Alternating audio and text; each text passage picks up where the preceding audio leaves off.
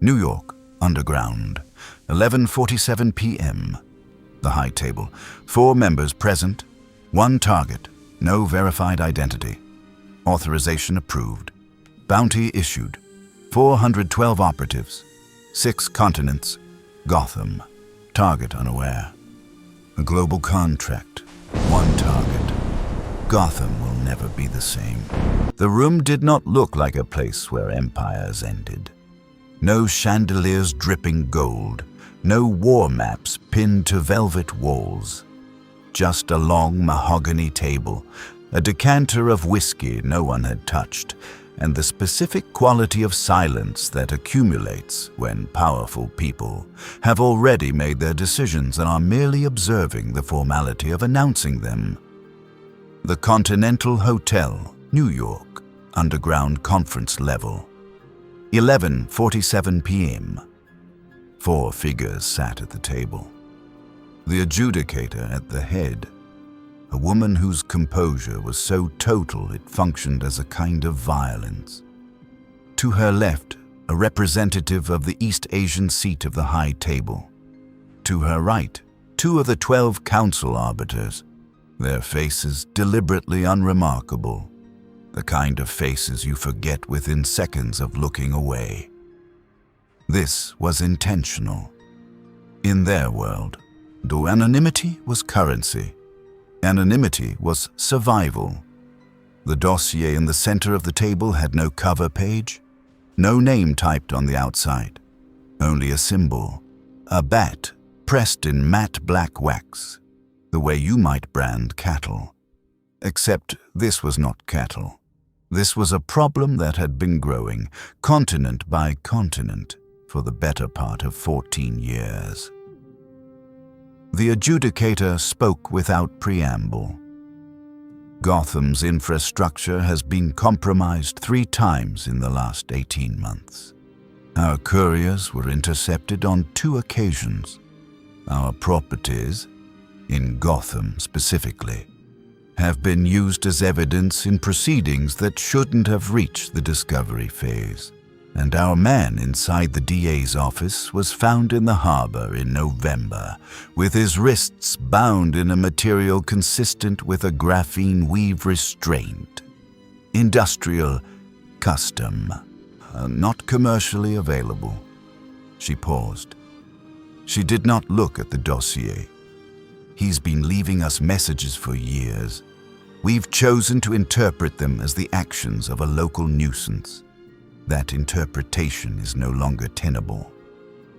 One of the arbiters leaned forward. The subject has no verified identity, no biometric record, no birth certificate that's held up past 3 layers of investigation. He is, technically, a ghost. All ghosts, the adjudicator said quietly, eventually need to be laid to rest. She opened the dossier. 3 photographs. All surveillance, all taken at distance, all showing the same silhouette. Broad-shouldered, cowled, the cape spreading like something between a threat and a wing. In 2 of the photos, men were running from him. In the 3rd, he was crouching on a gargoyle, 30 stories up, utterly still, staring at something below with the patience of something that does not experience patience as most people understand it. The bounty figure was written at the bottom of the final photograph.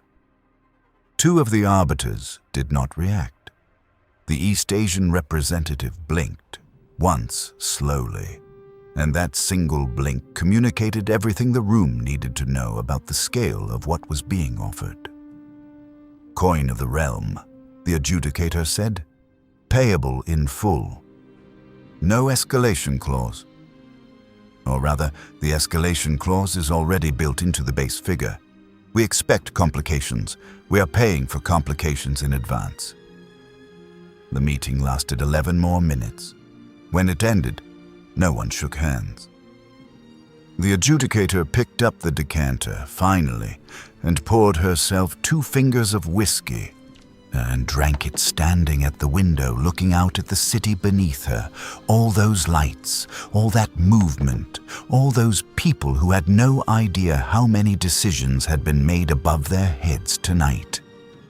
Downstairs, in the Continental's communications hub, a Continental encrypted broadcast went out. It used 17 relay nodes across 4 continents. It was received simultaneously by approximately 412 verified Continental registered operatives. It contained 3 things: the symbol, the bounty figure, and a single word: Gotham. In a hotel suite in Zurich, a man was cleaning a pistol. He stopped. He looked at the screen. He set the pistol down carefully. In a safe house in Osaka, a woman in a gray robe opened her eyes from what had looked like meditation. She reached for her phone. She read the message twice. As in a penthouse in Dubai, 3 men at a card table all received the notification simultaneously. They looked at one another. One of them smiled. In a small, unremarkable apartment in Prague, a man with very still eyes read the message. He did not smile. He did not move. He simply closed the phone, set it face down on the table, and looked at the wall for a long moment. Then he opened the phone again and accepted. Phones lit up and vibrated across 6 continents over the next 47 minutes.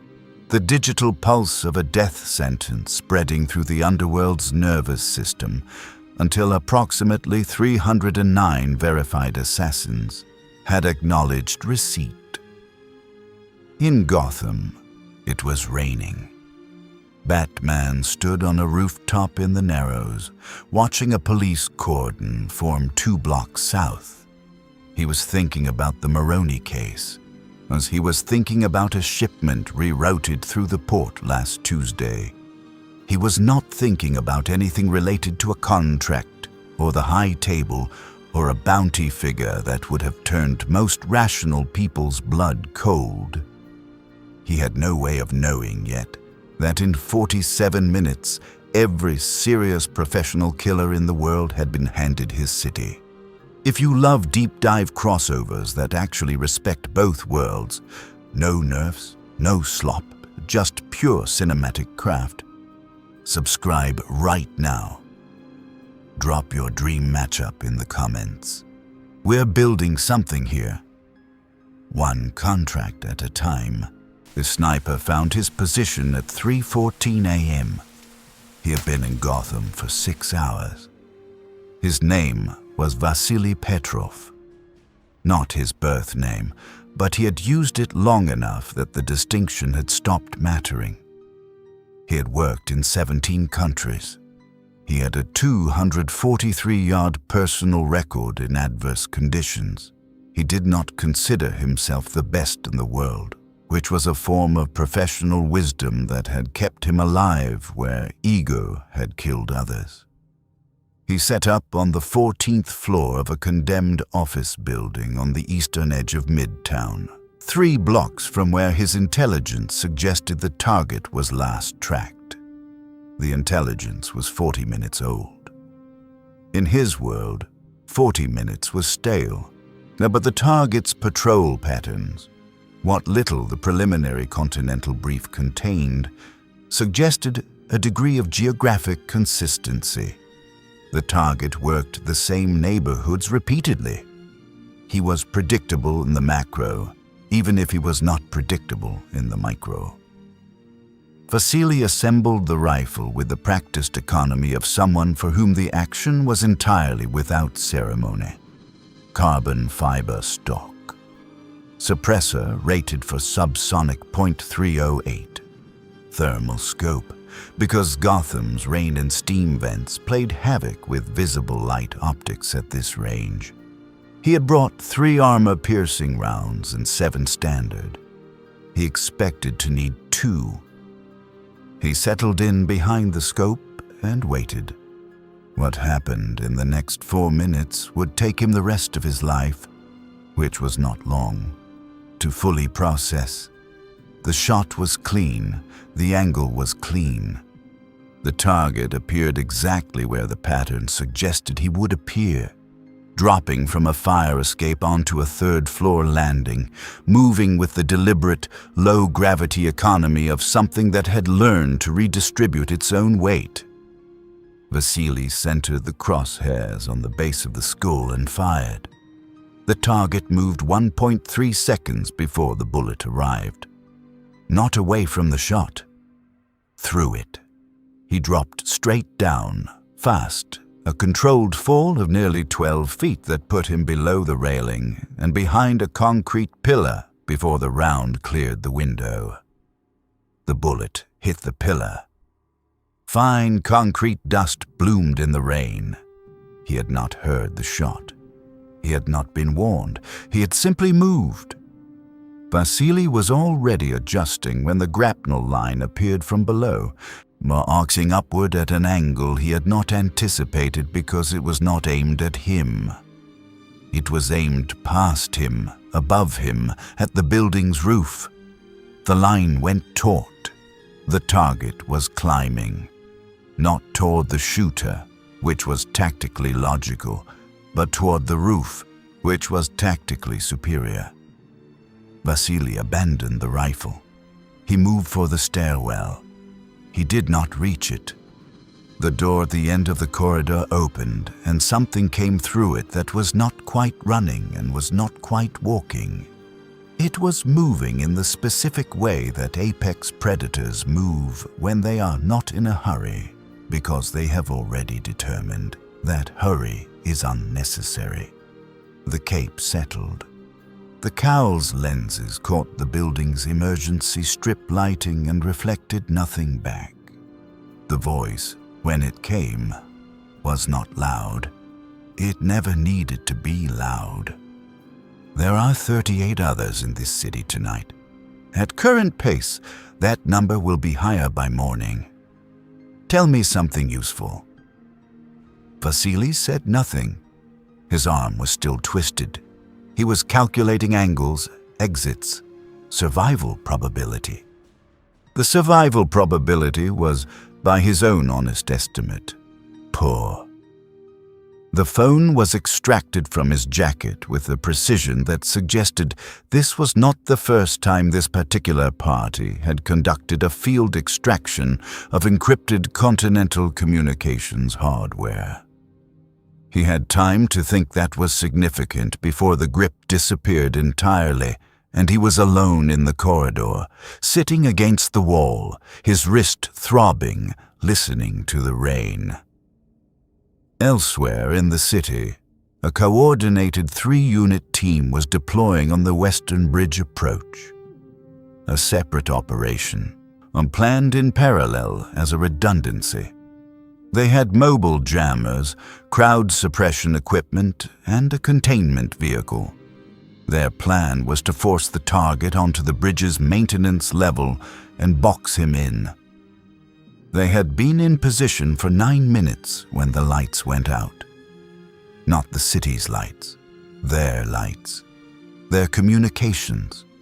The jammers that were supposed to neutralize the target's equipment activated, then died. She felt something land on the hood of the containment vehicle. Not a hard landing, controlled. The kind of landing calculated to produce exactly the level of sound needed to be heard and no more. 3 minutes later, all 3 operators were zip-tied to the maintenance railing. None of them could account for how it had happened. Batman was already off the bridge. He had the phones. He had the encrypted comm units. And he was running the architecture of the last 50 minutes through the same mind that had spent 14 years constructing the most comprehensive criminal intelligence network in the Western Hemisphere. This was not a gang hit. The sniper's rifle was custom-built, Continental grade.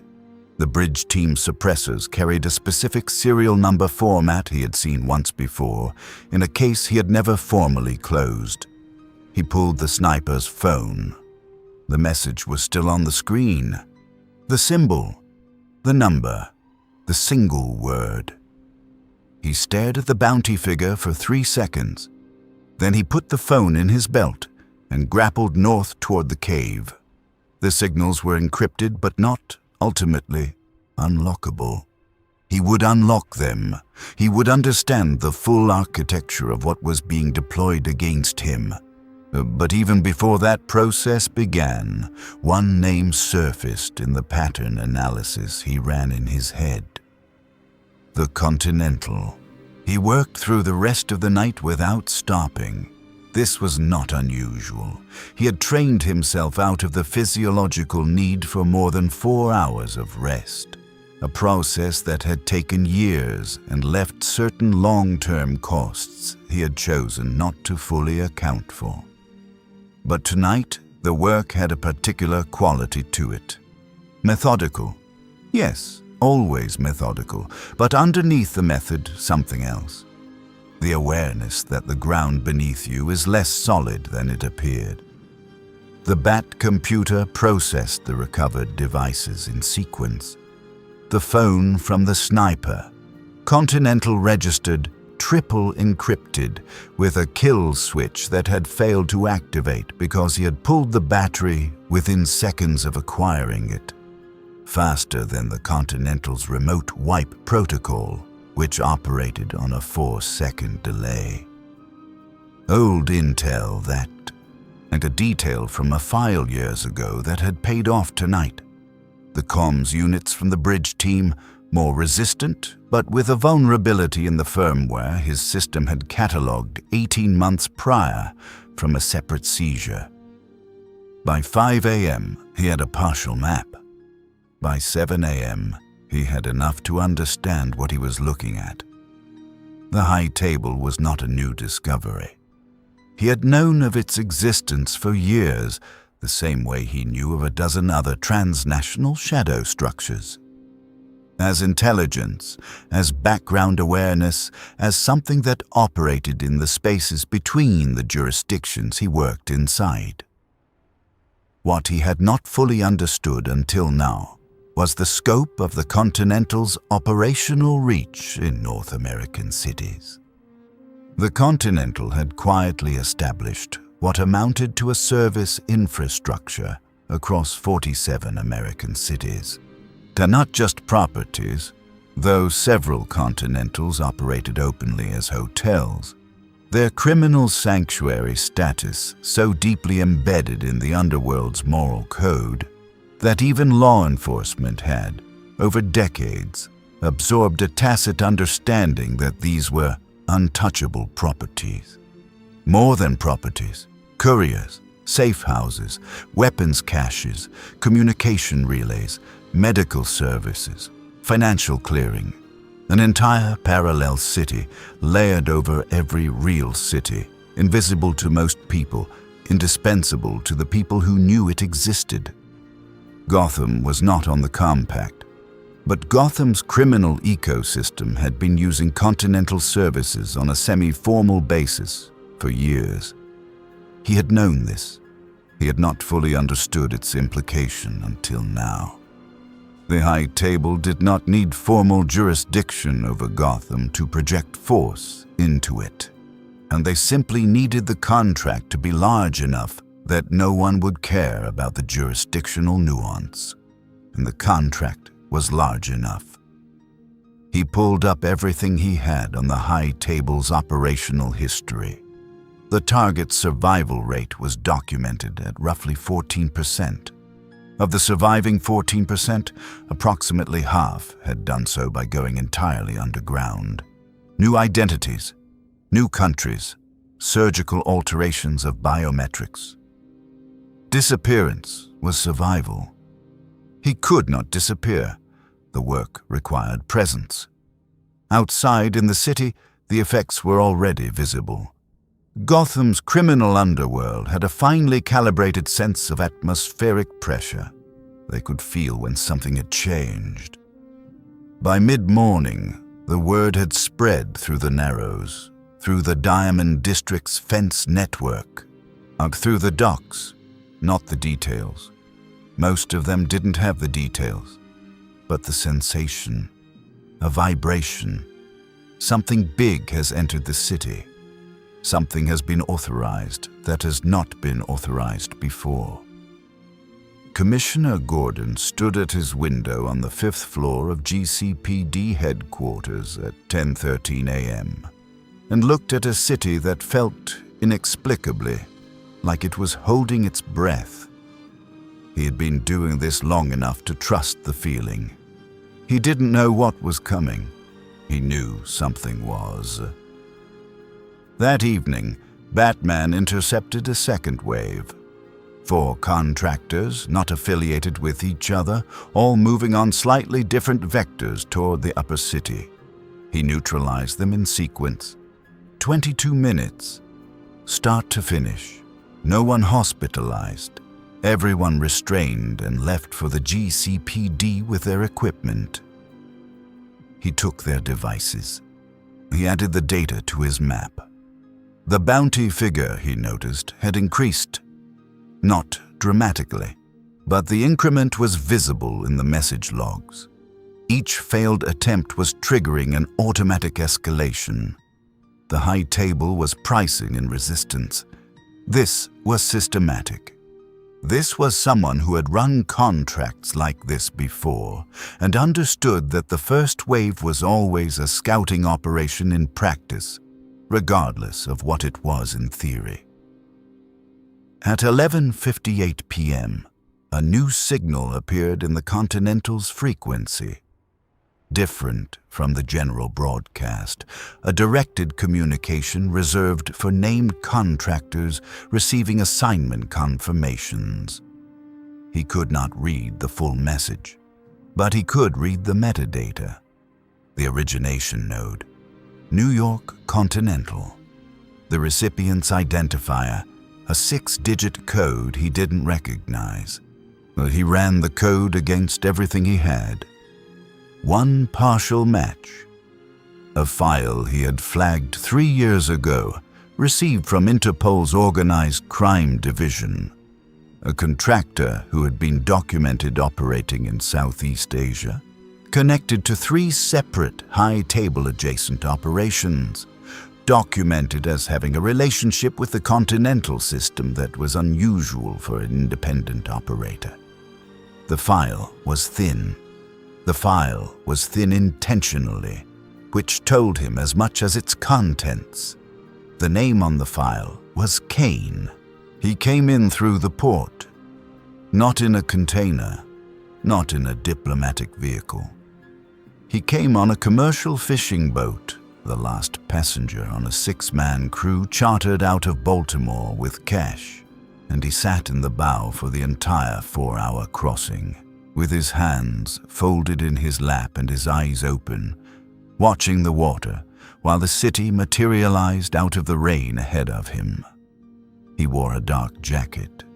He carried a bag that contained, among other things, a white cane. Not because he needed it for its ostensible purpose, but because it was a weapon of specific utility in close quarters, and because it functioned as a kind of ambient misdirection in the public spaces. People saw the cane. People made assumptions. He was not what people assumed. He had read the Continental brief 3 times. He had spent 11 days in preparation before boarding. Name what he had was pattern. 14 years of pattern. And pattern, in his experience, was more useful than biography. He found the target on the 3rd night by walking. He walked the Narrows for 2 full nights, moving slowly, moving openly, the cane tapping on wet pavement, and he constructed a picture from what he observed. Where the shadows moved differently, where the criminals he passed grew briefly, involuntarily still in response to something above or behind them that Kane could not see but could infer from their bodies. He built a presence map.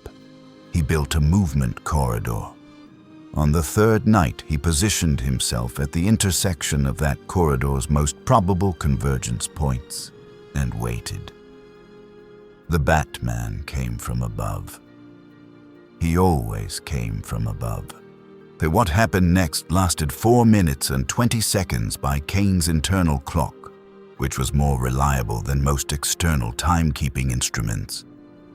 The initial engagement was, from Kane's perspective, diagnostic. He was not attempting to kill. He was attempting to understand. The Batman was fast. What the brief had not captured was the specific quality of the speed. It was not the speed of an athlete, though that was part of it. It was the speed of someone who had spent decades eliminating hesitation as a variable. Every motion committed before it began. No visible decision-making gap between perception and response. The kind of processing speed that was no longer quite voluntary. It had been trained so deep it had become architectural. Kane tested the left side twice. In the block both times was a redirection, using Kane's own force vector as the primary defensive tool. Economy of motion. No wasted energy. Trained in multiple systems, integrated at the foundational level, rather than layered, which indicated a different kind of mastery than most practitioners achieved. The Kane made contact once, a sweep that connected with the outside of the target's right knee. The target absorbed it, adjusted weight distribution in under half a second, and the next attack came from a lower angle than the previous pattern would have predicted. He was adapting in real time, within the fight, not just between fights. Kane stepped back. One step. It was a specific kind of step. Not retreat. A signal. A professional vocabulary that had meaning in certain circles.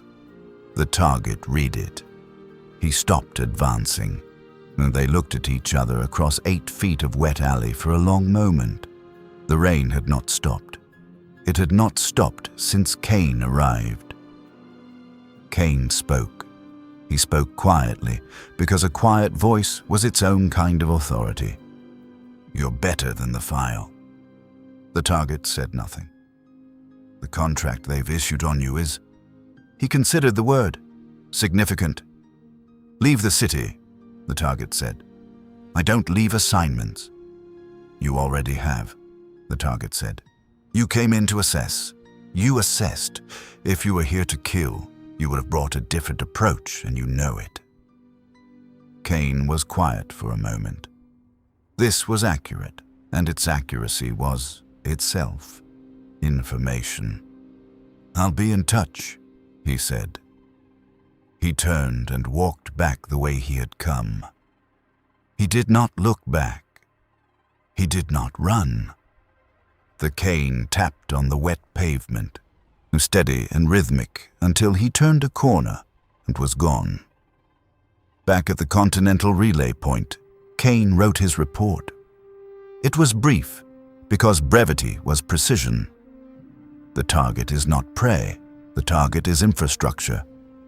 Killing the body will not accomplish what the table intends. Request further context on contract objectives. He thought about what a bounty figure of that scale said about the entity issuing it, about their anxiety, about the depth of the problem they believed they were solving. He thought about the fact that he had not, in 4 minutes and 20 seconds, found a clean angle. He did not usually think this hard about a contract. His phone lit up. A new Continental broadcast. The bounty had increased again. And then, 6 minutes later, a second notification. A private channel message. And an acceptance confirmation from an operator whose code he recognized immediately. Because in his world, there were certain codes you memorized involuntarily. His jaw tightened, fractionally. John Wick had accepted. The acceptance went out at 2:03 a.m., and by 2:11 a.m., every professional killer in the Western Hemisphere who was awake had received the notification. The reaction was not celebration. It was something quieter and more final. The kind of atmospheric shift that happens when a door, which you had been hoping might remain shut, opens. In certain circles, John Wick's acceptance of a contract had a meaning that existed outside the practical. It was not simply that he was effective. It was that his record on acceptance was total. Not because he was unkillable, though his survival track record was by any rational metric extraordinary, but because of what accepting a contract from him meant to the target. It meant the calculation had already been made. It meant the end was already implicit in the beginning. Though he boarded a commercial flight to Gotham under an identity that had been clean for 3 years, he sat in economy. He did not sleep. He ordered water and looked out the window at the dark Atlantic below, and he was thinking, not about tactics, not yet. He was thinking about what had come before, about a church in New York, and a Continental floor that had run red, and a woman whose name he did not say out loud. He was thinking about what it cost to return to this world each time, and whether the account was ever truly settled, and whether it mattered. These were not productive thoughts. He was aware they were not productive. He had them anyway. He arrived in Gotham at 6:17 a.m. He did not go to the Continental.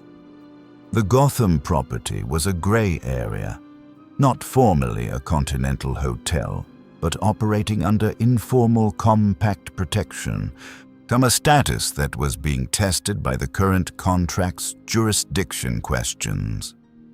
He did not want to be in a building whose protection status he could not verify. He went instead to a private address. An armorer named Dara, who had set up shop in Gotham's industrial district 20 years ago, and who had, over 2 decades, accumulated the specific kind of information, wealth, that comes from being the person serious professionals come to when they need serious equipment. She handed him a cup of coffee when he walked in. She looked at him the way people who have known you a long time look at you when you've returned from somewhere difficult. "The Batman contract," she said. It was not a question.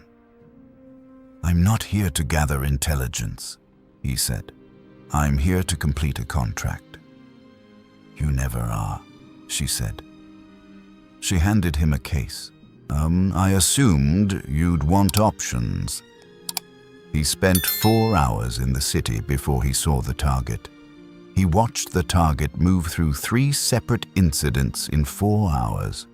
A drug shipment intercept, a confrontation with 2 mid-level operators who had been using the contract's chaos as cover for their own business, and a roof crossing that covered 14 buildings in under 6 minutes.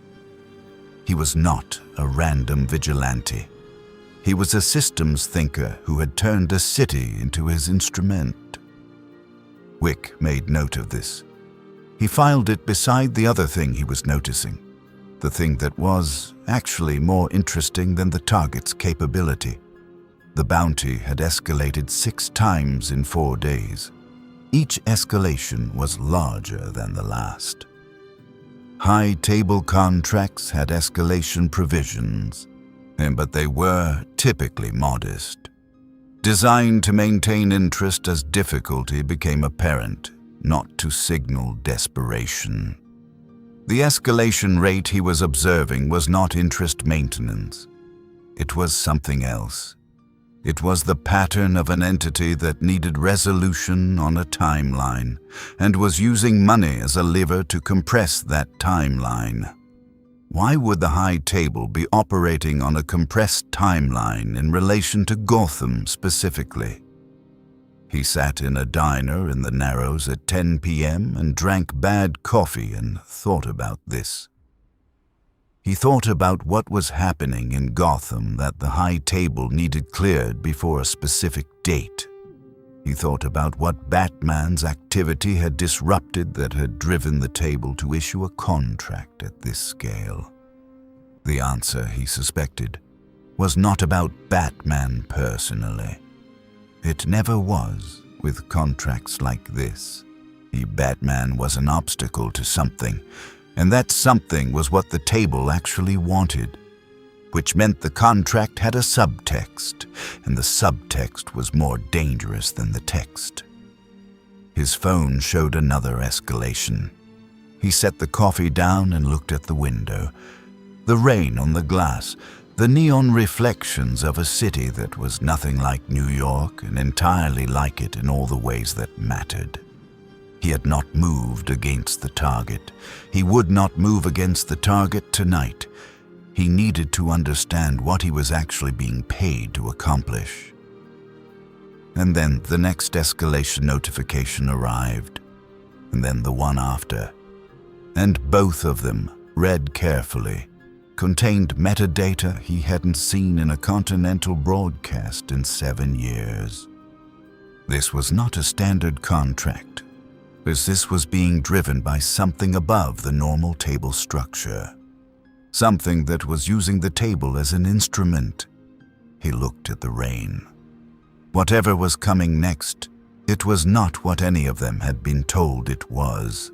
No notification, no broadcast acceptance, no announcement. He was simply there. His profile in the Continental systems had been inactive for 11 months. Not dormant, inactive. A specific distinction in the system's taxonomy, meaning the account had been administratively suspended following an incident in Singapore that the high table had recorded as a unilateral operational deviation. The account suspension had been a formality because the person holding the account was not the kind of entity that institutional formalities meaningfully constrained, and all parties involved understood this. He had a face that was difficult to hold in memory. Not ugly, not remarkable. Simply and precisely calibrated to slide through the attention of other people without purchase. And he had spent his entire operational career cultivating this quality, and it had become so native to him that even people looking directly at him often struggled, moments later, to describe what they had seen. He spent the first 16 hours doing nothing visible. He was mapping. The target's infrastructure was, by any standard, extraordinary. Over 14 years of operation in a single city, this individual had constructed a support network that most intelligence agencies would have envied. Informant networks, equipment caches, medical support, transportation corridors, communication relays, and a data processing capability that was technologically well ahead of most government-level systems. This infrastructure was the target's actual power, not the physical capability. That was real, but it was bounded. A man, be however exceptional, had physical limits. But the infrastructure was not bounded in the same way. It was distributed, redundant, and self-repairing. Destroy one node and the system rerouted. Disrupt one supply line and alternatives activated. This was what needed to be dismantled first. Not the target. The target was the last step. He began with the supply routes. He identified 3 primary supply vectors within 48 hours of observation. A component manufacturer in Bristol with a discrete Wayne Enterprises subcontractor relationship, a chemical supply line running through a shell company with a post office box in Delaware, and a physical courier network moving processed materials into Gotham through the port on a schedule he inferred through 3 nights of dock observation. He disrupted all 3 simultaneously. The Bristol manufacturer experienced what was recorded as a routine industrial accident. No casualties, significant damage to specific production machinery. A 3 to 4 week replacement timeline. The Delaware Shell Company's banking access was interrupted through a financial relay that took 40 minutes to construct and was untraceable. The port courier network encountered customs irregularities that would take days to unwind. None of this was dramatic. None of it was visible to the city. It was precise, technical, and it had the effect he intended. Within 72 hours, Batman's equipment replacement cycle slowed. Certain supplies did not arrive. The self-repairing infrastructure began, for the first time, to show repair latency. He moved next to the communication relays. He did not need to break the encryption, so he only needed to introduce latency and occasional data corruption into the relay nodes themselves. Physical interference, not digital. He spent 2 nights placing devices in 6 relay locations. The devices were small, passive, and powered by induction from the equipment they were adjacent to. They introduced a randomized interference pattern nearly impossible to find unless you knew exactly what you were looking for. Then he addressed the medical support. This was the most sensitive element. He had a line he did not cross, and it involved non-combatant medical personnel. He crossed nothing. He simply ensured that the primary off-books medical facility was no longer available, not through harm to anyone, but through a real estate transaction orchestrated through 4 shell intermediaries, as that resulted in the facility's lease being terminated and its operators receiving an extremely generous relocation offer to a different city. They accepted. They were gone within 4 days. Batman was beginning to notice. He would be running diagnostics. He would understand that something systematic was happening, because systematic interference leaves systematic fingerprints even when you're very good at not leaving fingerprints. Let him notice. This was part of the design. At the end of the first week, Agent 47 reviewed his work. The infrastructure was weakened, not destroyed. The target had begun compensating within 48 hours of the first supply disruption, which confirmed the assessment that this was a systems thinker of exceptional capability. But the compensation created its own vulnerabilities. Because compensation meant improvisation, and improvisation in a hostile environment produced exposure. He read the Continental's updated contract brief, which now identified 2 other named contractors active in Gotham. One was Kane, one was Wick, whose behavior had been described as non-standard. He considered this. Kane he understood. Kane was a craftsman. Wick he understood differently. Wick did not always complete contracts in the expected direction.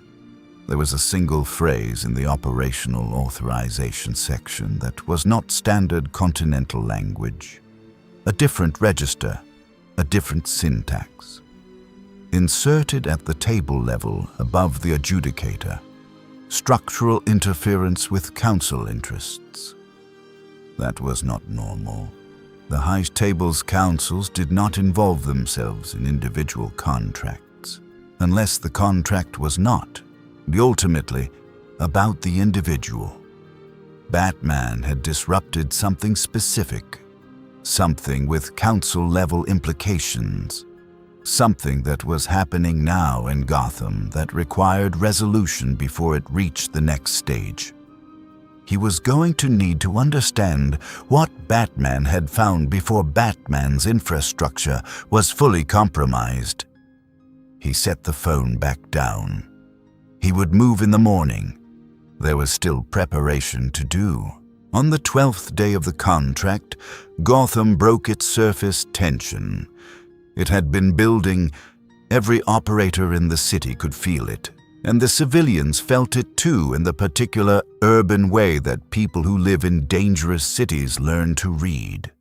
The wrong cars in the wrong neighborhoods, businesses that closed 3 hours early, bars emptier than they should have been, the specific way that certain people on certain corners stopped making eye contact and started watching doorways. The 12th day was when the attempts stopped being sequential and became simultaneous. 7 separate operations launched within a 90-minute window. This was coordination of a scale the city had not seen since. Gordon would later write in his personal file, not in the official report, since the League of Shadows. But the League of Shadows had had ideology. What was happening now had only economics. 2 operations targeted the bridges. One targeted the financial district using a crowd scenario as cover. A staged disturbance, paid civilians creating chaos, while a 4-person team moved on a position they'd identified as a regular target access point. One targeted the port with a vehicle-borne approach, suggesting local knowledge of vehicle inspection schedules. 2 operations targeted relay locations that the earlier systematic disruption had already weakened. One operation was a direct, coordinated assault on a position in the Narrows, using 8 contractors, the largest single-unit deployment of the contract thus far. The GCPD received 43 calls in 60 minutes. Their dispatch was overwhelmed, and the geography of the attacks was specifically designed to disperse response. The bridge incidents pulled units north and south. The financial district scenario pulled units east, and the Narrows deployment was temporarily stripped of available backup. Batman ran 12 distinct response vectors in 90 minutes. He did not stop all of them cleanly. The relay positions absorbed 2 of the operations. He responded, he contained, but not before partial access was achieved. Equipment was destroyed. The tactical cost was real. He was slower than usual.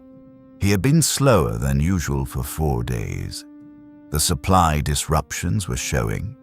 A batarang that would normally have had 3 alternates in reserve had 1. A grapnel system that would normally have had a backup line had the primary only. These were not failures. They were compressions. But compressions accumulated. He cleared the Narrows deployment. 7 of the 8 contractors were restrained. The 8th made an exit through a basement tunnel that he had not mapped. Local knowledge, a Gotham operative, someone who had been briefed on specific routes by someone with specific access. That detail stayed with him. Through all of it, through the 90 minutes of simultaneous pressure, through the tactical costs and the equipment compressions, there were 3 incidents where assassination attempts were interrupted by something that was not him. A sniper on a rooftop in Midtown was neutralized from below by someone using a suppressed pistol that fired a rubber round to the hand. Precise, non-lethal operational disruption only. He found the empty position but not the shooter. Found a 2-person team converging on the financial district from the north were found zip-tied to a utility conduit on an alley they shouldn't have been in. The zip ties were not his. A contractor who had achieved a viable approach angle near the power station was found face down and unconscious by a GCPD patrol. Struck once at the base of the skull by something blunt. The striker was not visible in any camera angle. 3 separate incidents, 3 separate neutral interventions, not on his behalf, not explicitly, against the contract's operators. He stood on a rooftop in the early hours of the morning after, looking at the city, and he ran the data. 3 incidents, 3 neutralizations that served his interests without serving any identifiable contractor interest. Not Kane's style. Kane was direct. Not the systematic infrastructure approach that had been targeting his supply lines. There was only one name remaining on the active contract list that he hadn't fully accounted for. One entity whose behavior was documented as non-standard. He pulled the Interpol partial file from his secure partition. He read it again. He looked at the movement patterns, the operational history, the documented deviations from contract completion. John Wick was sabotaging the other contractors. Why? That was the question. Not whether. He was confident in the analysis. The question was why. What did Wick gain from disrupting the contract he was nominally participating in? What calculation had he made that produced this behavior? He needed the answer. And the only way to get the answer was to find Wick. He had been avoiding direct contact with the named contractors. The calculus had been that engagement risked escalation. But the calculus had changed. He needed information only Wick had, and he needed it before the next wave. He moved toward the area he'd identified as most consistent with Wick's observed movement pattern. He moved fast. He had 4 hours before dawn. He found Wick on a rooftop 12 blocks north of the Narrows, watching the city. Wick heard him. He would have. Batman had made the approach deliberate. Not loud, but with enough presence to be detected by someone operating at Wick's level. An undetected approach would have read as an attack. A detectable approach read as a communication of intent. Wick did not turn. He kept looking at the city below. "You've been active tonight," Batman said. He stayed 6 feet back, not from caution, from respect for the specific geometry of the situation. "So have you," Wick said. Neither of them moved. 3 of my operations were neutralized by a third party tonight. The methods were consistent with a professional. Batman paused. Consistent with someone who knows where to be before they need to be there. Wick was quiet for a moment. "I've been doing recon." "You've been doing more than recon." Another pause. The wind came off the bay and carried rain with it. A police siren 3 blocks south rose and fell and died. "The escalation doesn't make sense," Wick said. "High-table contracts escalate for efficiency reasons, to close contracts faster. This one is escalating for something else." "What?" Wick turned then. He looked at Batman the way you look at someone you are assessing without the social requirement of concealing the assessment. Direct, neutral. Processing. "You found something," Wick said, "before the contract went out. Something that affected table interests at the council level. Not the table's normal operating interests.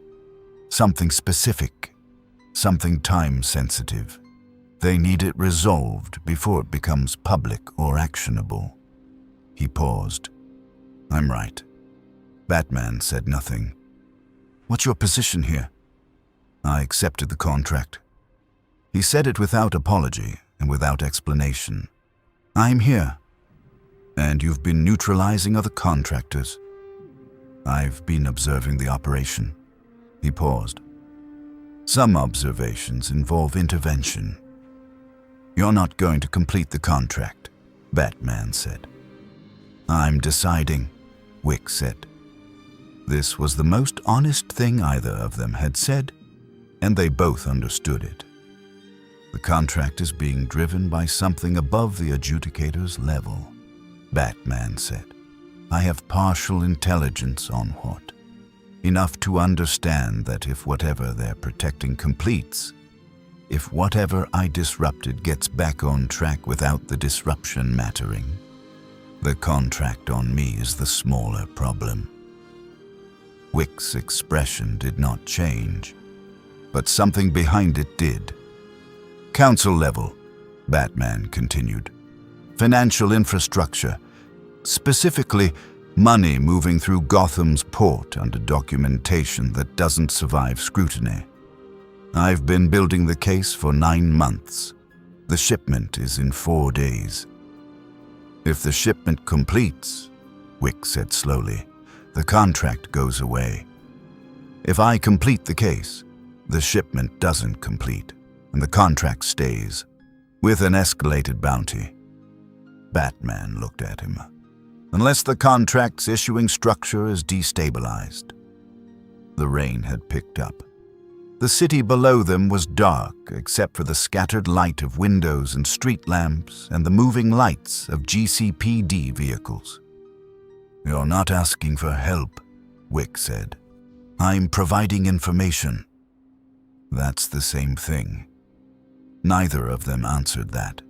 But the adjudicator will issue total elimination protocol, Wick said.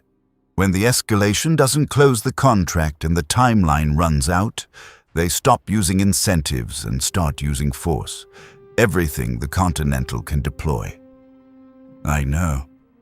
That's not a few hundred contractors. That's the Continental's direct enforcement arm. It's different. I know, Batman said again. Wick looked at the city below. He looked at it the way you look at things when you're making a decision that doesn't have a clean outcome in any direction, only varying degrees of cost. The Continental operates on rules, he said. Anyone who violates the rules faces consequences, including the table, including the adjudicator. He paused. There are violations of compact that void contract authority. Issuing a contract for reasons that aren't covered by table jurisdiction, using a contract to protect criminal infrastructure, that's a violation. Who decides that? The Elder. Batman filed this. The escalation is going to collapse the Gotham criminal infrastructure before the shipment can complete. The table is destroying the thing it's trying to protect. They don't see it that way yet, Wick said. They'll issue total protocol within 24 hours. And Agent 47? A very slight stillness in Wick's expression. He's already inside your infrastructure. He's been dismantling your supply lines for a week. I know. He's also been building towards something else. I don't know what yet. 47 doesn't complete contracts the way the table expects. He follows his own logic. I'm not asking for an alliance, Batman said. Good, Wick said. Because I'm not offering one. They looked at each other. Two people in a situation without clean outcomes, reaching, separately, toward the same approximate conclusion through different calculations. 24 hours, Batman said. Probably less, Wick said. When he was gone, Wick turned back to the city. He stood there for a while in the rain. Then he picked up his phone and made a call. The call was to someone in the Continental's administrative structure. Someone who owed him a debt of the kind that was paid in information. The adjudicator, he said. What's the elimination protocol timeline? The answer was 12 hours, not 24. He put the phone away. The next 12 hours did not feel like 12 hours. The Continental's elimination protocol, when it deployed, was qualitatively different from what had preceded it. The first 2 weeks had been the market. Individual contractors, varying capability, operating independently, drawn by the bounty. The elimination protocol was the institution. It moved differently. It moved with the specific, cold weight of an organization that had been operating for centuries and had learned, through those centuries, to apply force with the precision of a surgical instrument and the inevitability of gravity. 12 enforcement operatives entered Gotham through 4 separate vectors. They were not contractors. They were Continental staff, the equivalent of internal affairs and special operations combined. You trained specifically for situations where the market had failed and institutional force was required. They had authority to use lethal force. They had authority to destroy property. They also carried a secondary mandate. Anyone interfering with the contract's completion was now considered in breach of Continental law. This included John Wick. The 12 enforcement operatives split into 3 cells of 4. Cell 1 moved on Batman's last confirmed position. Cell 2 moved on infrastructure, to finish what Agent 47 had started. Cell 3 moved on Wick. Wick had anticipated Cell 3. He moved before they were in position, staying 3 steps ahead of a pursuit-fed live intelligence from the Continental's Gotham monitoring operation. He was not trying to escape the city, as he was moving towards something specific.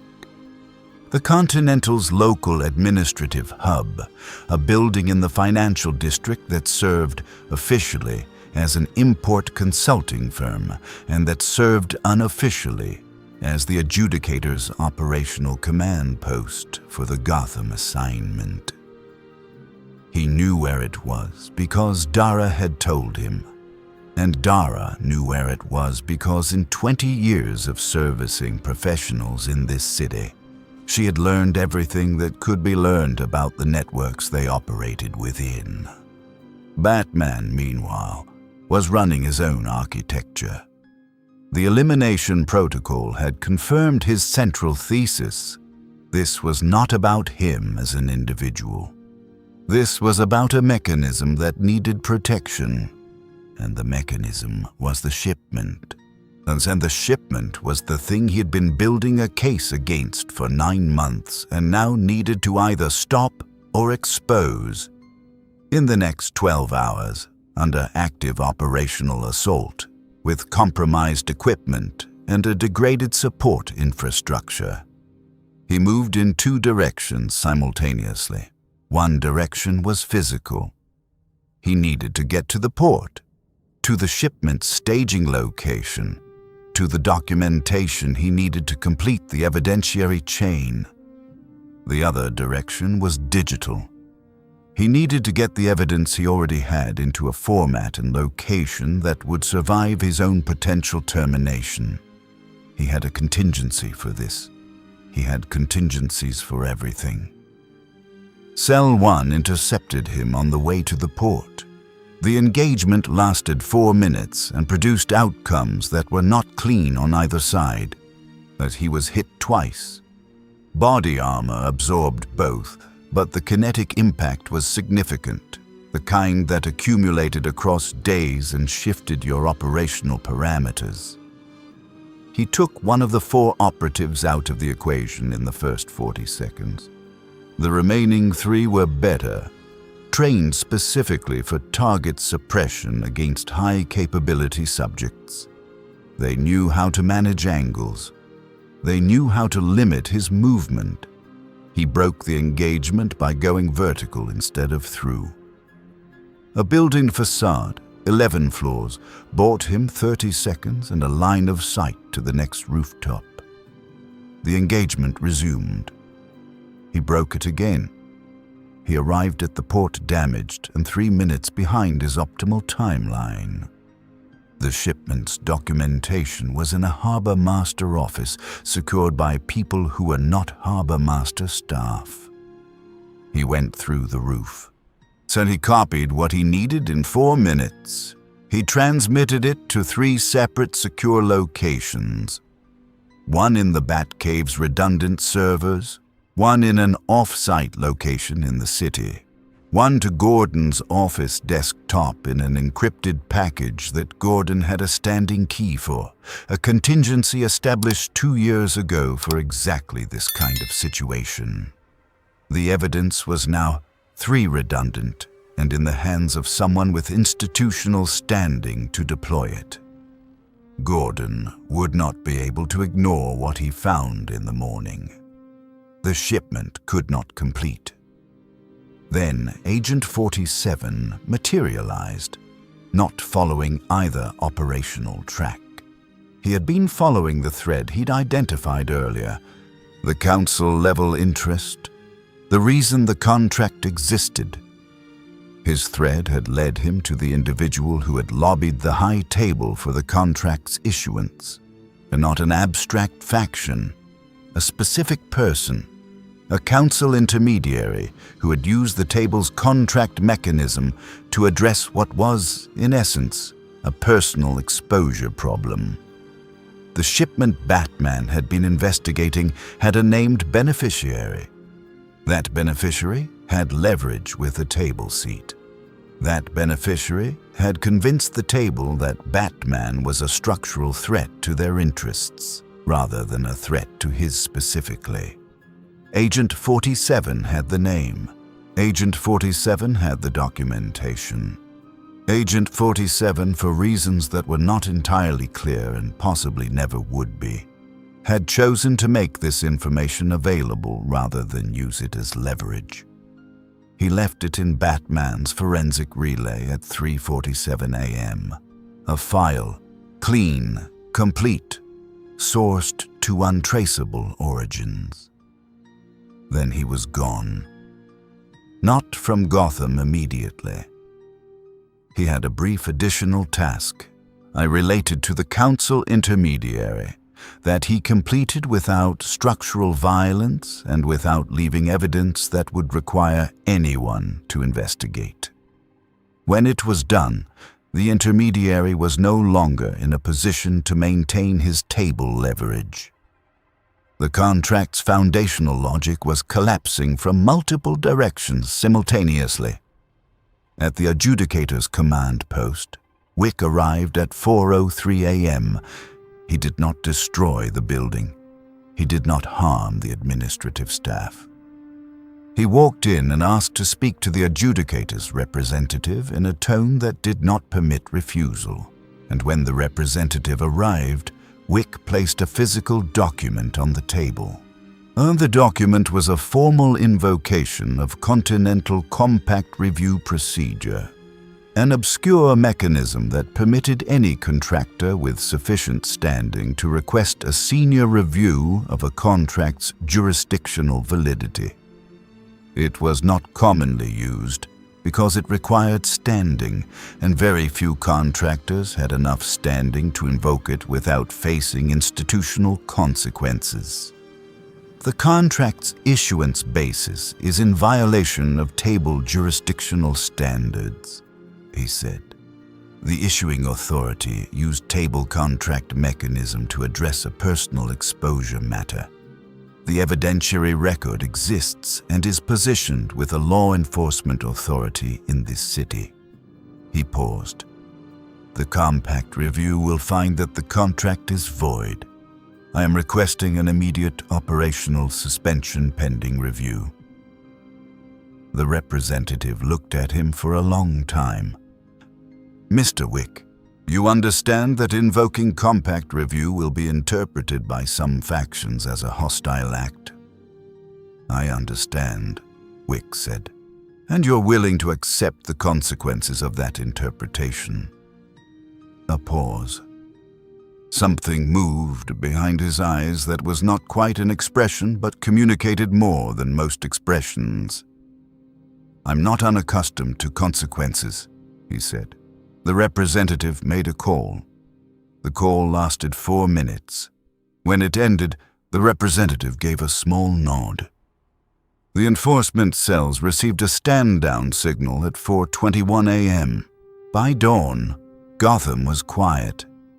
Not peaceful. Gotham was never peaceful, and no one who lived there expected it to be. But the particular quality of siege had lifted. The arithmetic was different. The city had stopped holding its breath. Cell 2 had completed its work on Batman's infrastructure before the stand-down, which meant the damage was real and would take time to repair. The supply lines were disrupted. 2 equipment caches were burned. The Narrows relay was down.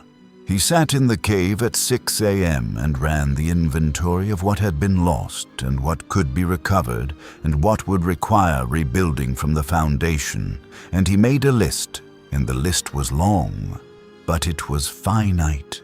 Finite was survivable. The documentation he had transmitted to Gordon's office was opened at 7:14 a.m. Gordon read it once, quickly. And then he read it again slowly, and then he called the DA's office, and then he called the Port Authority, and then he made a third call to a contact at the federal level who had been waiting for 2 years for exactly this kind of evidentiary package. By noon, 3 separate investigative processes had been initiated. The shipment staging was frozen. The documentation chain was public record. The compact review process moved quickly, given the evidentiary record. The finding, issued through internal Continental channels 71 hours after Wick's invocation, was what the language required it to be. The contract had been issued on grounds that did not meet table jurisdictional standards. The contract was voided. The bounty was recalled. 309 notifications went out. Now the vibration was different this time. Subtler, more complex. For most of the recipients, it was simply the closing of an account, an assignment that had not resolved, a payment that had not been earned, a file to close. The professional world moved on. It always moved on. There were other contracts, other cities, other targets. Kane left Gotham on the second day after the stand-down. His report to the adjutant said what his first report had said, not prey, infrastructure. And then one additional line he had not included the first time. The contract should not have been issued. This will matter later. He folded the report. He left it in the standard relay. He took a train north. Wick left on the 4th day. He had stayed longer than necessary, longer than operationally required, which was unusual for him. He walked through parts of the city in the mornings before the commuters, in the specific gray early morning light that cities have before they fully wake. He was not doing reconnaissance. He was, in some way, he didn't fully articulate even to himself, simply present in a place that had required his presence. On the last morning, he walked past a building in the financial district and paused. The facade had been repaired, damaged in one of the early contract engagements. The repair was good. You couldn't see the damage if you weren't looking for it. He stood there for a moment. Then he continued walking. He boarded a train at Penn Station that afternoon. He did not look back at the city. Agent 47 was not seen leaving. He had not been seen arriving. Though he existed in Gotham as a set of effects with no visible cause. Disrupted supply lines, a missing council intermediary, a file on a relay with no attributable origin. He was simply not there anymore. In the cave, Batman stood at the main terminal and looked at the repair inventory and the evidence record and the status of 3 parallel investigative processes that were now operating without him, because they were operating with evidence. This was the outcome. This was what the 9 months had been building toward. Not a single dramatic resolution, but a distributed institutional response that would take years to fully realize and would not be satisfying in any immediate sense, but would be permanent. He had his list of what needed rebuilding. He had the energy to rebuild it. He had been here before. The Continental system was wounded. The contract network for Gotham specifically had been structurally damaged. The precedent set by the Compact Review, the exposure of the misuse mechanism, the implicit demonstration that the system could be challenged from inside its own rules. This would not last. Systems like this were built to absorb damage and continue. The table would adapt. The adjudicator would draw conclusions and implement corrections. But the mechanism had been shown to have limits. And limits, once known, were permanent knowledge. He turned off the main terminal. He sat in the quiet of the cave. He thought about the conversation on the roof, the non-alliance, the separate calculations converging on the same approximate answer, to the specific kind of acknowledgement that passes between 2 people who understand each other's architecture without endorsing it. He thought about what Wick had been willing to risk. The invocation wasn't neutral. The institutional consequences Wick had accepted weren't abstract. That was a calculation made under specific conditions, and he had been one of those conditions. He did not have a framework for this. He filed it without a framework. Outside, in the city, the sun was fully up now, and Gotham was doing what Gotham always did, moving, straining, generating the specific noise of a place that had survived too much to be easily surprised. The criminal infrastructure was disrupted. The police were working cases that had actual evidentiary backing. Gordon was in his office with 3 cups of cold coffee and a phone that hadn't stopped.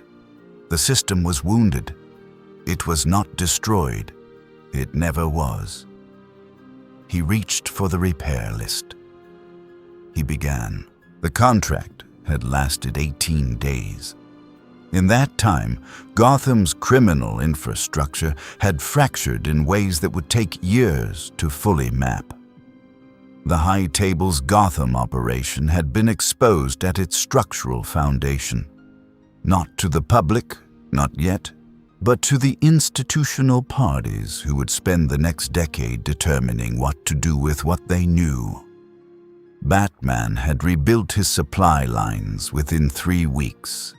The relay network took 6.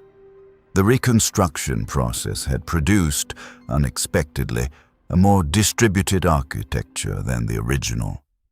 Harder to target, harder to disrupt, more resilient by design than by intention. The attack had improved the defense. The adjudicator drew her conclusions. No, she had been doing this long enough to understand that the Gotham operation had revealed a vulnerability in the contract mechanism that would need to be addressed. She began addressing it, quietly, systematically, with the understanding that systemic solutions were the only solutions that lasted. She did not issue a replacement contract. John Wick existed, as he always existed, somewhere in the space between the record and the world. His Compact Review invocation had produced consequences, as promised. Some factions had registered the act as hostile. He was managing this. He had managed worse. Agent 47 had no registered position. His Continental account was still suspended. This was, from any useful perspective, irrelevant. somewhere in the cave beneath the manor, to a man sat at a terminal in the dark and looked at a city that had survived another thing it shouldn't have had to survive, and thought about the next 18 days and the 18 after that, and the specific quality of work that has no ending, only the next form of the same problem. The system was wounded. The system would recover. The system would return, differently configured, with lessons learned and vulnerabilities patched, and would return to this city because this city was always worth returning to. He looked at the city. He began. The multiverse never sleeps. More crossovers await.